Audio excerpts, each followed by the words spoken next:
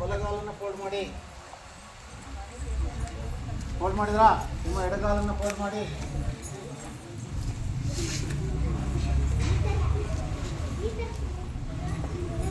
Fold ಮಾಡಿದ್ರಾ? ಕ್ಲೀನಾಗಿ ಬೆರಳನ್ನ ಈ ತರ ಮಾಡ್ಕೊಂಡು ಕ್ಲಿಯರ್ ಆಗಿ ಮೇಲೆ ಹೀಗಿರ್ಬೇಕು. ಇಲ್ಲಿ ನೋಡಿ, ಕೈ ಹೀಗಿರ್ಬೇಕು. ಎಲ್ಲರದ್ದು ಅಷ್ಟೇ. ಆಲ್ರೆಡಿ ಯಾವಾಗಲೇ ಕೊಡುತ್ತೆ ಕಣದು. ಕಾದ ಮಾಡೋಕ್ಕಾಗಲ್ಲ ಅಂದರೆ ಚಟಿ ಬಗ್ಗೆ ಕುಂತ ಬೇಗ ಕೊಟ್ಟು ಬಿಡ್ತೀನಿ ಅಷ್ಟೇ.